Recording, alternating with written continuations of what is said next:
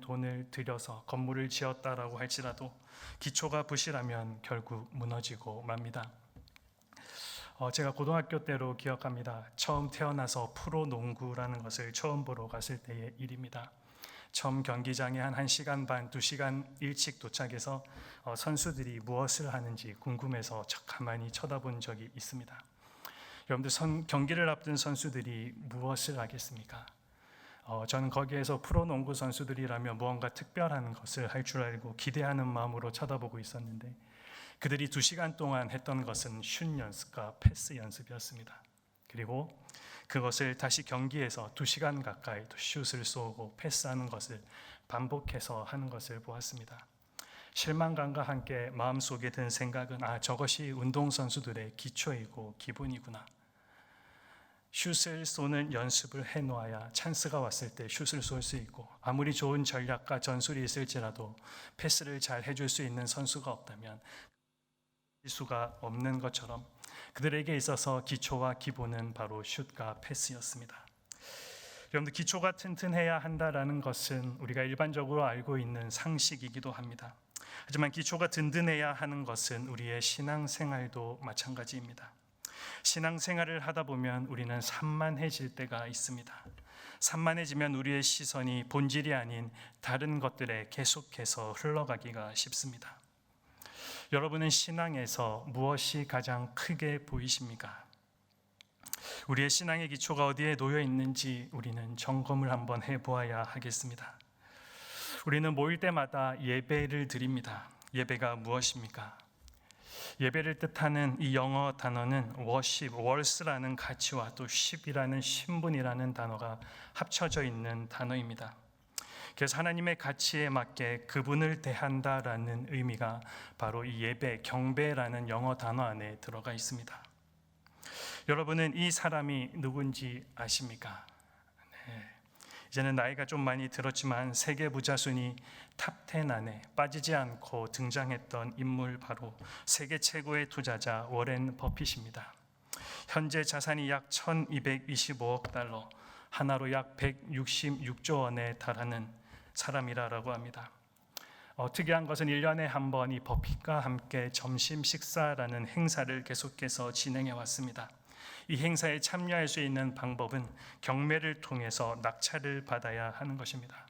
항상 6월 달에 이 행사가 진행되었는데 작년 6월에도 이 행사가 있었습니다. 특별히 작년 6월에는 이제 버핏과의 마지막 점심 식사, 이제는 그 행사를 마지막으로 더 이상 경매를 진행하지 않겠다라는 그 소식이 들리면서 그 어느 때보다도 뜨거운 관심을 받기 시작했습니다. 2019년도에 버핏과의 점심 식사의 낙찰가가 457만 달러, 약 59억 원이었습니다. 그리고 코로나로 2년을 쉰 이후에 작년 2022년에는 1,900만 달러, 하나 약 246억 원에 마감되었다고 합니다. 여러분, 한 사람과 점심을 함께 먹는 가격이 246억입니다.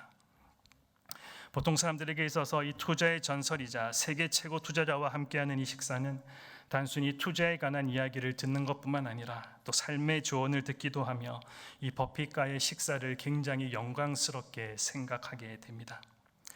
여러분, 그렇다면 우리가 믿는 하나님의 가치, 좀 표현이 그렇지만 하나님의 가치는 얼마나 되겠습니까? 하나님의 가치에 맞게 하나님을 대해드리기 위해서는 하나님이 어떤 분이신지를 우리가 알고 있어야 하지 않겠습니까? 우리를 이 예배의 자리로 부르시는 하나님은 시편 95편 말씀에 의하면 크신 하나님이시요 모든 신들보다 크신 왕이라고 우리들에게 말해주고 있습니다. 왜 하나님을 가장 크신 분이라고 말씀하고 있는 것입니까? 그것은 1절 말씀에 나와 있습니다. 바로 우리의 구원자가 되시기 때문입니다.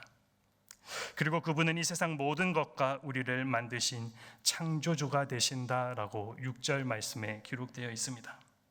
하나님께서는 나를 구원하신 구원자이시기에, 나를 지으신 창조주이시기에 우리는 그분을 경배하고 그분 앞에 엎드려야 한다라는 사실입니다. 하지만 인간이 선악과를 먹고 범죄함으로 복의 근원 되시는 하나님과의 관계가 단절되었습니다. 하나님의 건의에 겁없이 도전했던 인간들을 그냥 내버려 두지 않으시고 그런 우리를 구원하시기 위해 하나님은 자신이 만든 창조물 안으로 친히 들어와 주셨습니다. 그리고 사랑하는 아들 독생자 예수 그리스도를 십자가에 죽게 하심으로 우리 대신 그 모든 저주와 벌을 다 받게 하셨습니다. 그로 인해 우리가 하나님을 볼 수 있게 된 것입니다. 그러기에 우리의 믿음의 기초, 우리의 믿음의 기본이라고 할 수 있다면 창조주 하나님을 믿는 것, 그리고 그의 유일하신 아들 예수 그리스도를 믿는 것이 되어야 합니다. 우리는 매주 예배를 시작하면서 사도신경을 통해서 이 사실을 분명하게 고백하고 있습니다. 나는 전능하신 아버지 하나님 천지의 창조주를 믿습니다. 그리고 나는 그의 유일하신 아들 우리 주 예수 그리스도를 믿습니다. 하나님이 이루시고자 하는 그 구원의 계획이 예수님을 통해 완성됩니다. 우리에게 보여주시고 허락하시는 하나님의 모든 복이 예수 그리스도를 통해 완성됩니다. 바울이 에베소서에서 이 사실을 분명하게 우리들에게 말씀해 주고 있습니다. 3절부터 5절까지 하나님께서 우리에게 주시는 신령한 복에 대해서 이야기하면서 계속해서 반복하고 있는 단어가 있습니다. 그것은 바로 그리스도 안에서 예수 그리스도로 말미암아. 그러기에 성경에서는 그분을 제대로 믿는 것이 너무나도 중요하다라고 우리들에게 가르치고 있는 것입니다. 성경을 볼 때 마음을 아프게 하는 사람이 있습니다. 바로 가룟 유다입니다. 예수님의 12 제자 중에 한 사람으로서 열정을 가지고 예수님을 따르는 사람들 중에 한 사람이었습니다. 예수님을 따르던 사람들 가운데 떠난 사람들도 있었지만 그래도 끝까지 자리를 지킨 12 제자 중 한 사람이 바로 가룟 유다였습니다. 겉으로 보기에 가룟 유다는 꽤 괜찮은 사람이기도 했습니다. 그는 다른 제자들과 달리 유대 지역 출신입니다. 그가 가진 이름 가롯이라는 단어를 통해서 추정할 수 있습니다.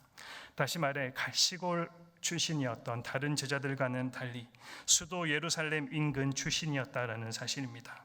따라서 그는 다른 제자들보다도 교육받을 기회, 또 무언가를 많이 접할 기회들이 많았을 것이고 또 누구보다도 유대인으로서의 자부심도 강했을 것입니다.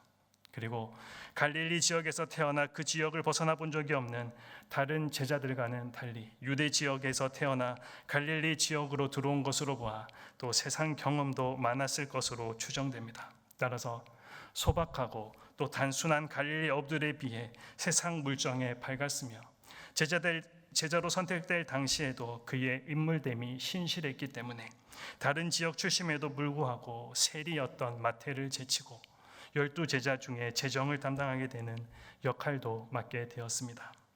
그런데 그가 결정적인 순간에 예수님을 팔아버리고 말았습니다.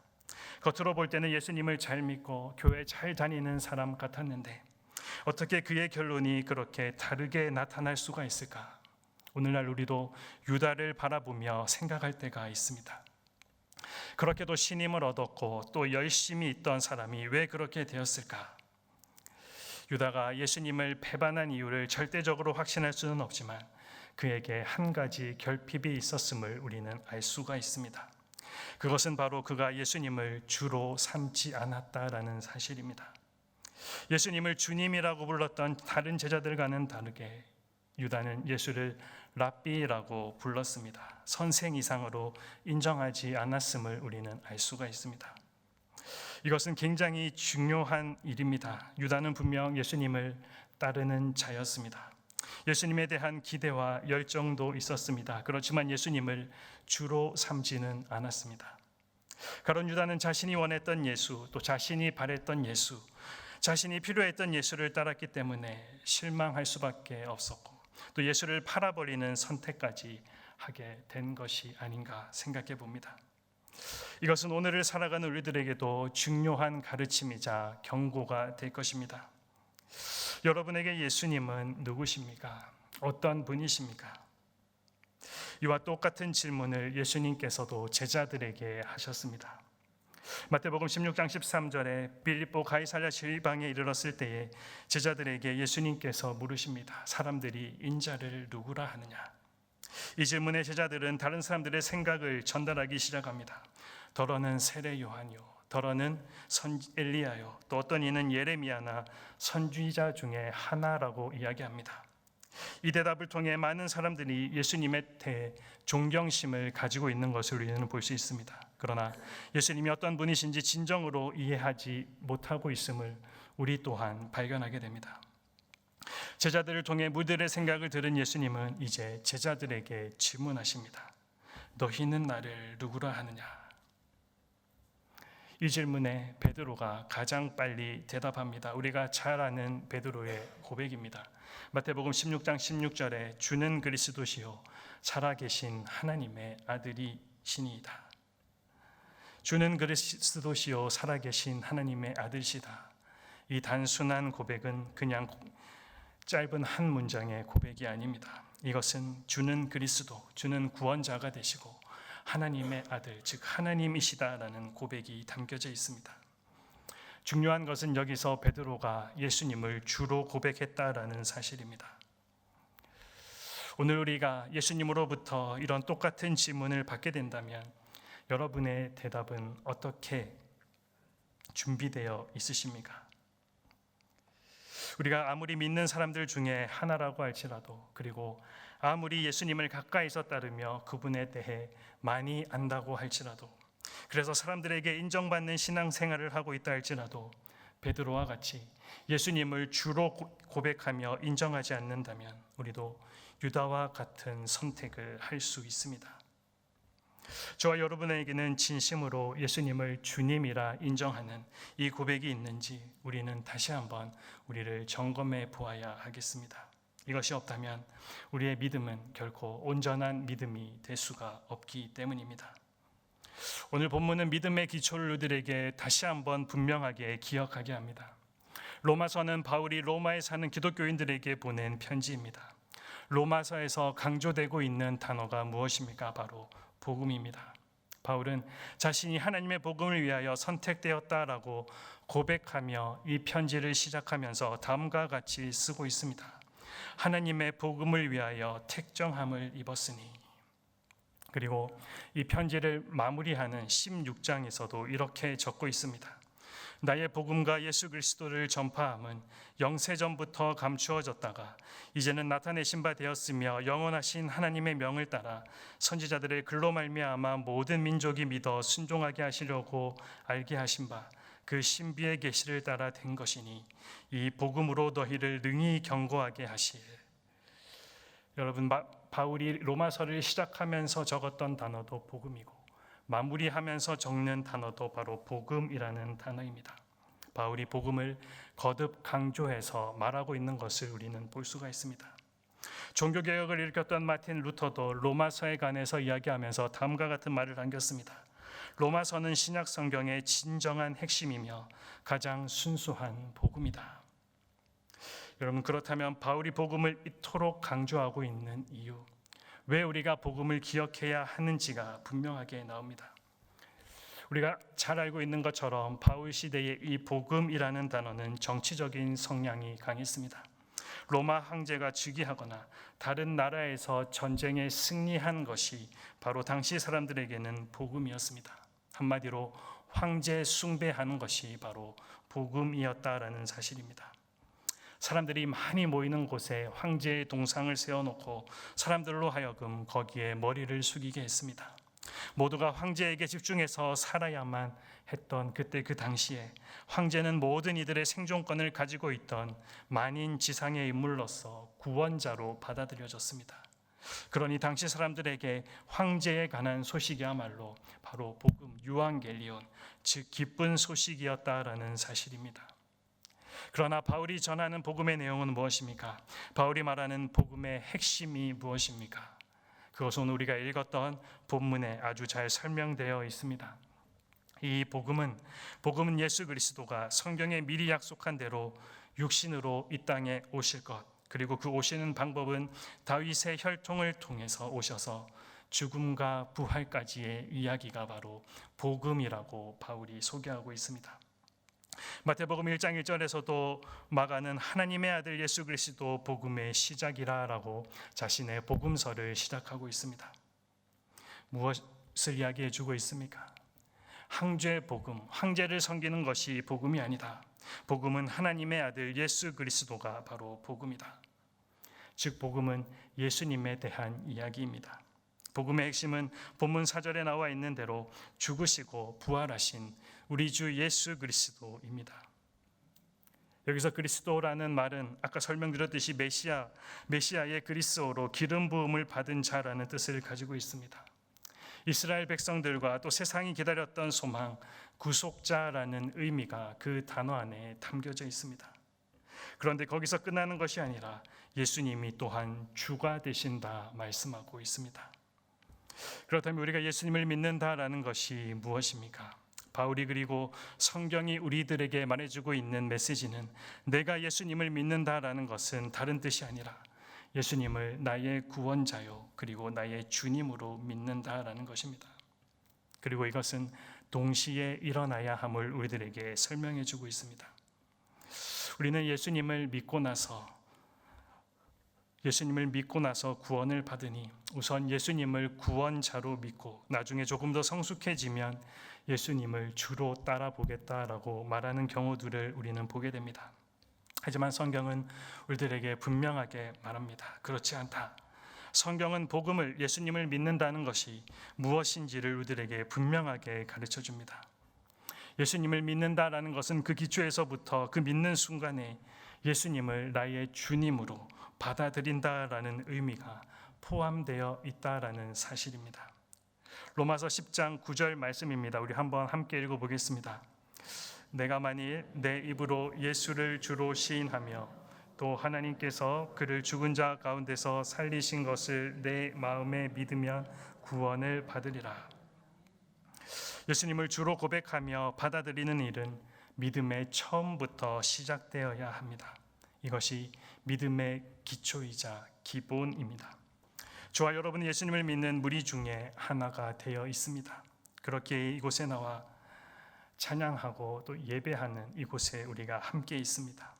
우리는 예수님에 대해서도 알고 있습니다. 열심을 내어 봉사하고 사람들에게도 어느 정도 인정을 받고 있기에 예수님을 믿는다라고 우리들은 말을 합니다. 하지만 우리는 여기서 다시 생각해 보아야 합니다. 그리고 우리 스스로에게 한번 다시 질문해 보아야 합니다. 예수님이 나의 주님이신가? 만약 그렇지 않다면 내 믿음은 하나님이 말씀하시는 진짜 믿음이 아니기 때문입니다. 성경은 우리 각자에게 예수님이 주가 되시는지를 묻고 있습니다. 그렇다면 예수님을 주로 섬기고 또 따르는 것이 믿음이라는 것을 구체적으로 어떻게 실제적으로 우리 삶 가운데 적용할 수 있습니까?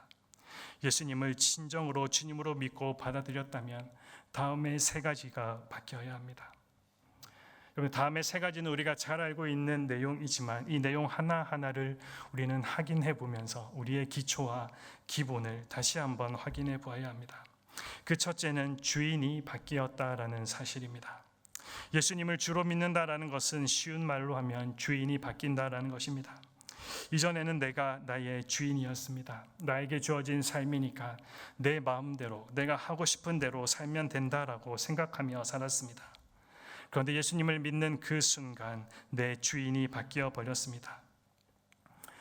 오늘 로마서를 쓴 바울도 원래는 무서운 사람이었습니다. 자신의 목적을 이루기 위해서는 사람까지 죽일 수 있는 자였습니다. 그런데 그가 예수님을 만나고 난 이후에 그 순간 무엇인가가 확실하게 달라졌습니다. 그래서 갈라디아 2장 20절에서 우리들에게 이렇게 이야기합니다. 같이 한번 읽어보겠습니다. 내가 그리스도와 함께 십자가에 못 박혔나니 그런즉 이제는 내가 사는 것이 아니요 오직 내 안에 그리스도께서 사시는 것이라.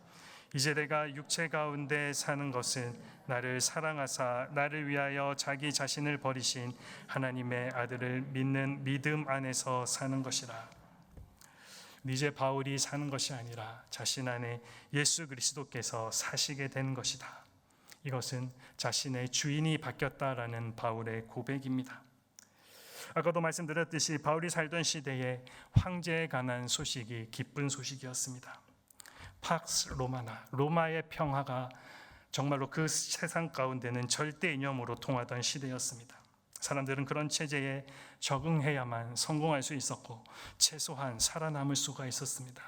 거기서 밀려나면 실제로 삶이 불편하고 상실감과 소외감에 빠질 수밖에 없었습니다. 그런데 그때 그 상황을 한번 가만히 살펴보면 지금 우리가 살아가고 있는 세상과 비슷하지 않습니까? 그때의 황제 숭배는 지금 이 시대의 자본주의와 비슷합니다. 그래서 그런지 우리 안에는 세상의 소리로 가득 차 있습니다. 심지어 우리가 하나님을 예배하는 자리에서도 우리 안에는 세상의 소리로 가득 차 있습니다. 그런 우리에게 주님은 하나님께 예배드리는 것이 어떠해야 하는지 하박국 선지자를 통해서 말씀해 주셨습니다. 하박국 2장 20절 말씀입니다. 오직 여호와는 그 성전에 계시니 온 땅은 그 앞에서 잠잠할지니라 하시니라. 하나님이 찾으시는 예배는 그분 앞에 잠잠해지는 것입니다. 세상의 소리로 꽉 차 있는 내 삶을 주님 앞에 가지고 와서 주님의 말씀으로 새롭게 정리하는 것, 그것이 우리가 하나님 앞에서 해야 하는 일입니다. 이것이 나의 삶의 주인이 하나님이심을 예배를 통해서 인정하는 것입니다. 여러분, 오늘 이 예배 가운데 삶의 주인을 예수님으로 삼고 있으십니까? 이것은 매우 중요한 질문입니다. 예수님을 주로 삼았다라는 것은 우리 삶의 주인이 바뀌었다라는 것이기 때문입니다. 다음으로 예수님을 진정으로 주님으로 믿고 받아들였다면 삶의 목적이 바뀌어야 합니다. 내가 예수님을 주로 믿는다는 것은 그분께 순종한다라는 뜻입니다. 예수님의 나의 주님이시라 입으로 고백하면서도 그분의 말씀을 따르지 않는다면 아무런 의미가 없다라는 사실입니다.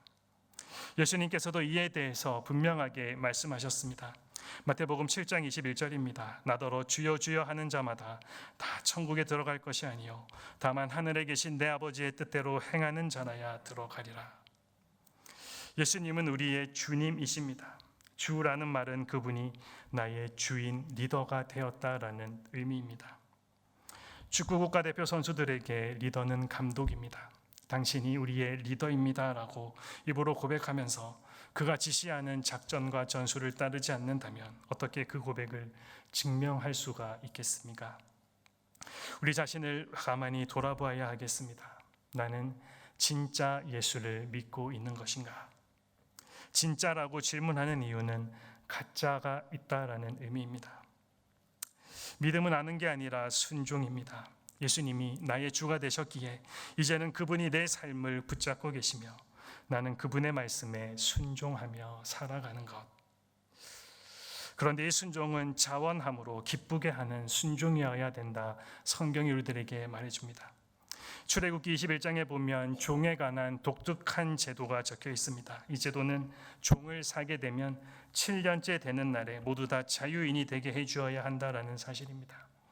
당시 히브리인들 중에는 여러 가지 사정으로 살아가기 어려워서 종으로 팔려가는 경우들도 참 많이 있었습니다. 그런데 그 몸값을 다 지불하지 못했다 하더라도 7년이 되면 모두 자유인이 되게 하라라는 독특한 명령이었습니다. 그런데 여기에 한 가지 예외 사항을 두었습니다. 그것은 종들 중에 7년째 자유의 날이 되었음에도 주인이 너무 좋아서 또 그 주인이 사랑에 감사해서 자유인이 되는 것을 포기하겠다라고 하는 경우입니다. 그들을 어떻게 하면 되겠습니까? 출애굽기 21장 5절과 6절 말씀에 나와 있습니다.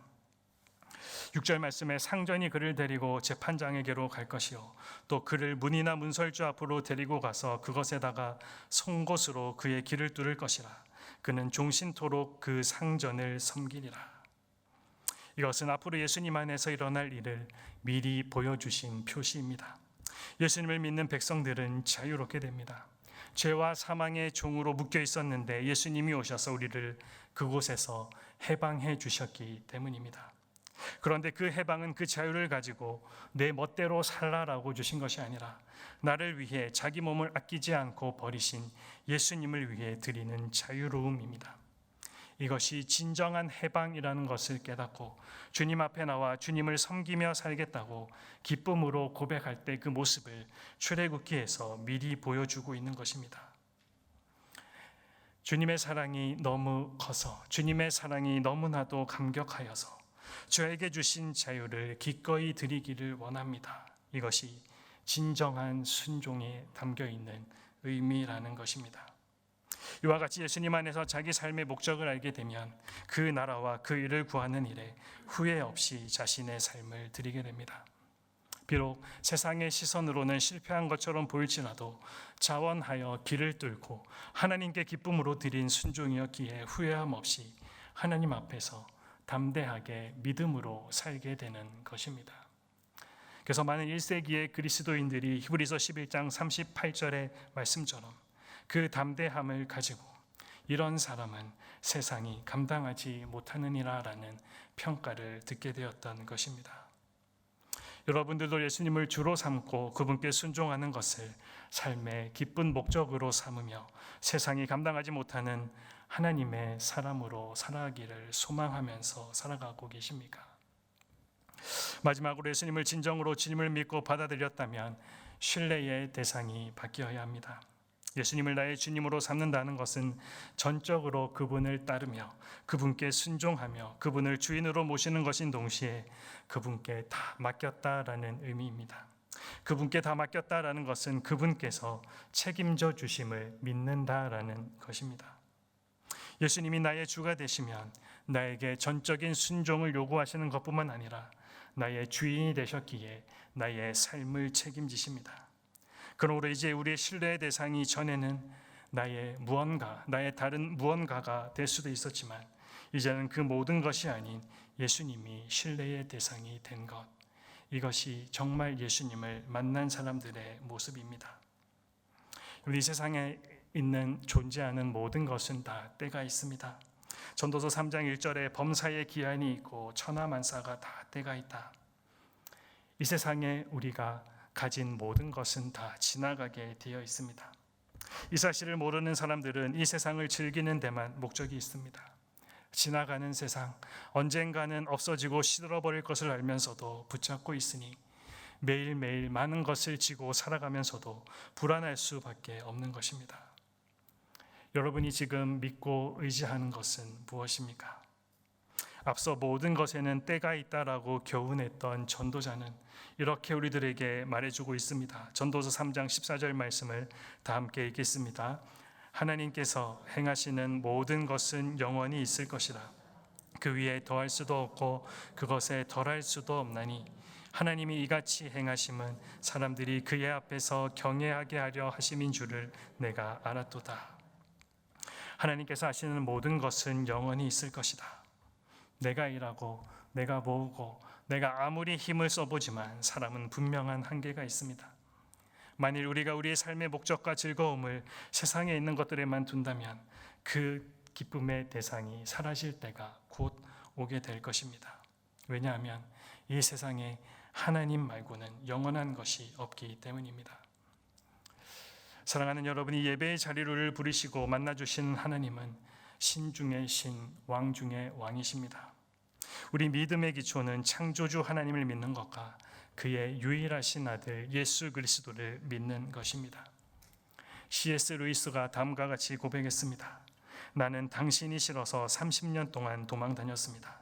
그런데 당신은 나를 추적하는 사냥꾼처럼 끝까지 추적하셔서 무서워서 싫다고 도망하는 사슴과 같은 나를 당신의 사랑의 화살로 쏴서 당신의 것으로 만들어 주셨습니다. C.S. 루이스가 당신이라고 표현한 분은 바로 저와 여러분이 믿고 주로 고백하며 이 예배의 자리에서 경배하는 예수 그리스도이십니다. 우리는 그리스도에게 더 가까이 나아가야 합니다. 그리스도보다 더 관심을 가지는 것이 있다면 우리의 삶이 위험해지기 때문입니다. 오늘날 그리스도가 없는 교회가 참 많이 있습니다. 그리스도가 없는 교회는 교회가 아닙니다. 그리스도가 전부가 되는 곳, 그리스도보다 더 강조되는 곳이 있으면 안 됩니다.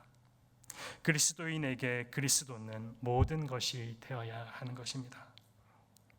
여러분, 영원히 견고한 반석이 되시는 예수님 위에 여러분의 신앙, 여러분의 삶을 다시 한번 바르게 세워가고 있는지 점검해보고 아직도 부족하다 생각되시다면 여러분의 삶을 다시 한번 그 위에 세워보지 않으시겠습니까? 기도하시겠습니다.